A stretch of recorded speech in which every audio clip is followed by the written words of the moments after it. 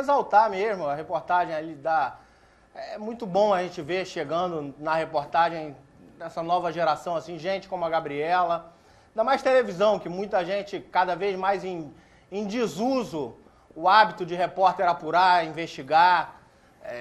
Isso é muito bom para todos nós, então saudar essa chegada e isso nos deixa, antes de tudo, muito feliz.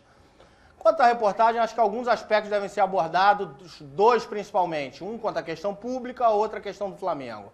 Na questão pública, eu acho que quem vai fazer a avaliação é o amigo em casa, o nosso fã de esporte, o eleitor.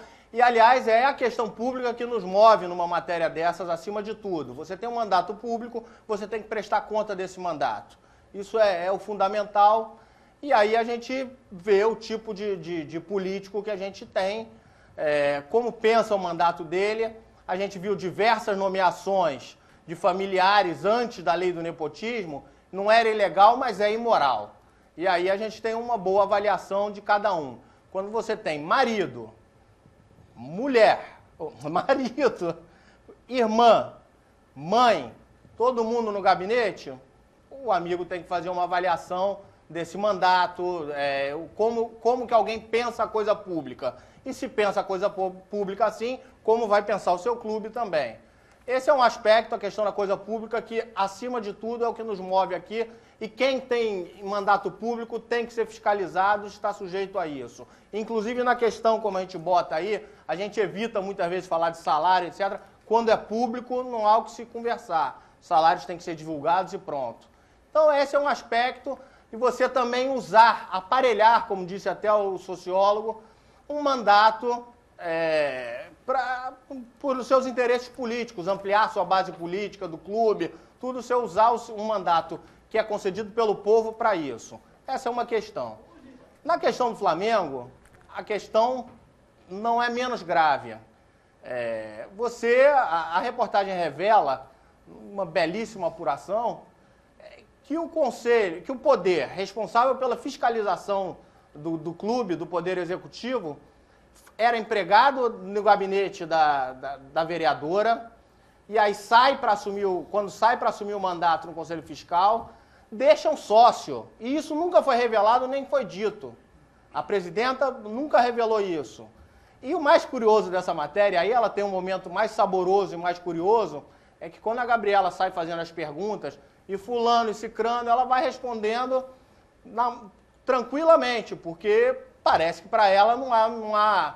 Ela fala que não há conflito nenhum nas nomeações de pai, irmão, gente do Flamengo no gabinete dela. Mas quando é feita a pergunta sobre o sócio do presidente do Conselho Fiscal, quando o presidente do Conselho Fiscal sai e deixa o sócio, sem que as pessoas saibam, ninguém sabia disso até então a reportagem, aí ela desliga o telefone na cara da repórter. É um momento curiosíssimo. Quer dizer, na matéria até fala, a ligação é interrompida. A presidenta bateu o telefone na cara da repórter quando perguntada por esse nome. E a gente poderia até ter terminado, a reportagem da Gabriela poderia ter terminado ali, mas para dar o amplo direito de resposta, passou-se o dia novamente tentando restabelecer o contato, e aí se restabelece o contato. E aí também se revela uma outra face de uma enorme confusão. Ela fala assim, você veio com maldade. Revelar a coisa pública, a apuração nunca é maldade. Mas vamos voltar à questão do Conselho Fiscal. É um poder que deve fiscalizar o poder executivo. Está no nome, está no estatuto. Se você tem algum vínculo, deixa esse vínculo, mas deixa um sócio ali, a questão agora é com o Flamengo. Ver se é compatível essa questão, se isso é possível, mas está aí demonstrada na reportagem. Mas isso, acho que esses dois aspectos e esse último, levantam uma outra questão. E acho que mostra um dos aspectos que passaram muito em branco por muita gente. A gente comentou isso em algum momento aqui, mas acho que esse é um aspecto que fica, um terceiro aspecto que fica muito claro nessa reportagem, dos mais importantes. E dos mais graves. Quando aconteceu o episódio do Zico, a presidenta optou por ficar à parte do episódio, como se fosse uma postura neutra. O presidente do Conselho Fiscal bateu de frente, fez uma série de acusações ao Zico, Na verdade, a gente comentou na época, existia um histórico ali, o Zico, naquele momento, bateu de frente com alguns poderes do clube estabelecidos, vice-presidente de finanças, Michel Levy, com Hélio Ferraz, com algumas pessoas-chave, com o marido da presidenta, Fernando Sima, e bateu de frente, houve um desconforto, e quem tomou a rédea desse combate das acusações ao Zico foi o presidente do Conselho Fiscal. A presidenta se botou numa posição muito cômoda naquele momento, como se fosse neutra. A reportagem encerra definitivamente esse episódio, mostra que não existia neutralidade ali.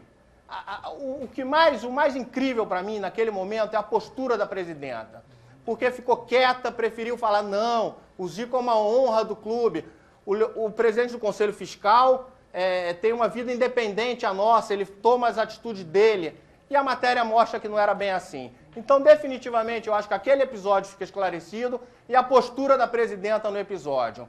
Para finalizar mesmo, João, eu acho que assim, o que tem que ficar bem claro também não pode haver essa confusão entre o trabalho de uma repórter, de uma reportagem de maldade. Tem sido a prática dessa diretoria nos últimos tempos, sempre, quando confrontada com alguma questão, questionada, em vez de resolver de frente, como ela teve oportunidade nas ligações, etc., e responder às questões práticas, sair pelo lado da calúnia, foi assim com o Ronaldinho Gaúcho, foi assim com o Zico, foi assim.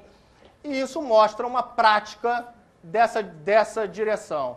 Então, e agora a gente viu de novo, quando a repórter vai perguntar para ela falando em maldade, alguma coisa, tem que esclarecer os fatos. Teve oportunidade ampla e assim, acho que a reportagem, antes de tudo, mostrou, foi nesses dois pontos, pôde demonstrar amplamente nesses dois pontos a vida dupla da Patrícia Amorim, tanto a sua vida no mandato público e no Flamengo. Eu acho que agora houve um raio-x, como todos os que têm essa vida dupla, deve ser feito, e serão.